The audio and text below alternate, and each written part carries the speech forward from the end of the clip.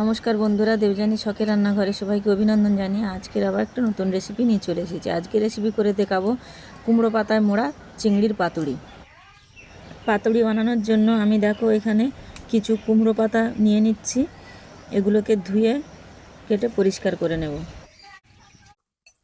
পাতুড়ি বানানোর জন্য এখানে আমি নিয়ে নিচ্ছি 2 চামচ পোস্ত, নিয়ে নেব 2 চামচ কালো সর্ষে, 2 চামচ সাদা সর্ষে, আর দিয়ে দেব কয়েকটা কাঁচা লঙ্কা। দিয়ে এটাকে আমি একসাথে শিলনোড়াতে বেটে নেব। তো আমার সর্ষে পোস্তটা শিলনোড়াতে বাটা হয়ে গেছে। এবারে নিয়ে নিচ্ছি আমি চিংড়ি মাছগুলো। এবার চিংড়ি মাছের মধ্যে দিয়ে দিচ্ছি সর্ষে পোস্ত বাটা। এবারে দিয়ে দেব স্বাদ মতো নুন। এবারে দিয়ে দেব পরিমাণ মতো হলুদ গুঁড়ো আর অল্প একটু লঙ্কার গুঁড়ো।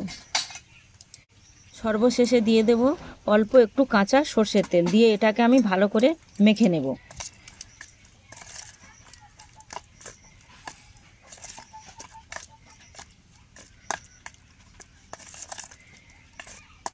পাতাগুলো আমি আগের থেকে বেছে পরিষ্কার করে রেখেছি। এবারে কড়ার মধ্যে দিয়ে হালকা করে একটু সেঁকে নেব।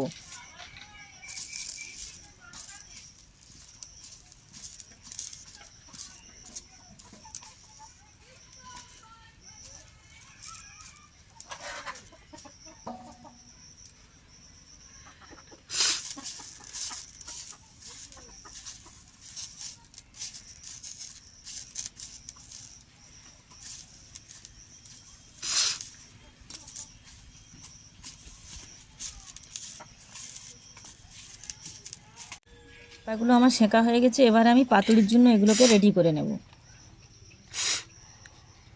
এবারে পাতাগুলো আমি হালকা করে পেতে নিয়ে তার উপরে পাতুড়িগুলো 2 চামচ করে চিংড়ি আর সর্ষে দিয়ে ভালো করে এগুলোকে মুড়িয়ে নেব।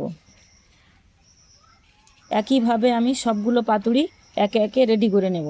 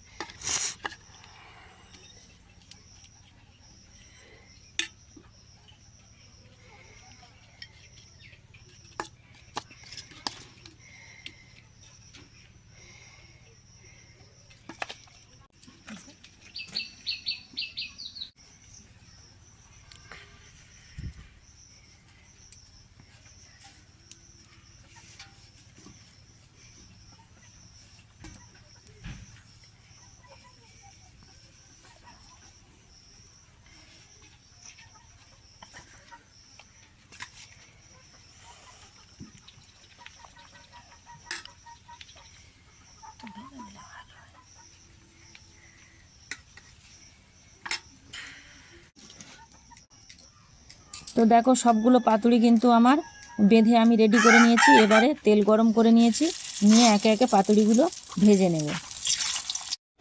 এগুলো কিন্তু আমার খুব হালকা আঁচে ধীরে ধীরে ভেজে নিতে হবে।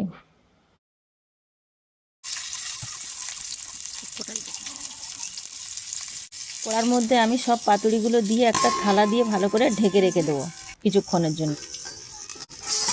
এবারে আমি ঢাকনাটা খুলে দেখে আর পাতুড়িগুলোকে একটু উল্টে দেবো।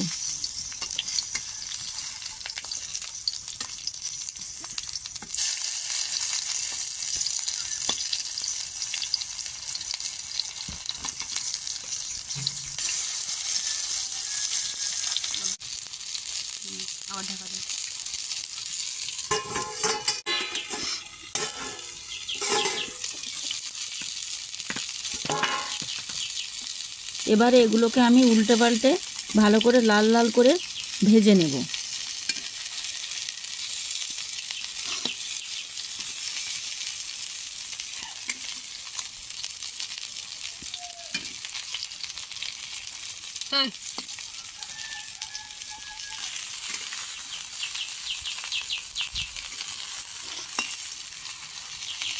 তো বন্ধুরা দেখতেই পাচ্ছ আমার পাতুড়িগুলোর কালার কত সুন্দর হয়েছে এবং দেখতেও কত সুন্দর হয়েছে। এবার এগুলোকে আমি তুলে নেব।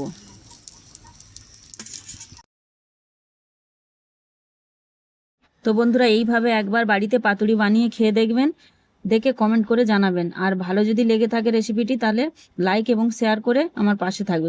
ধন্যবাদ।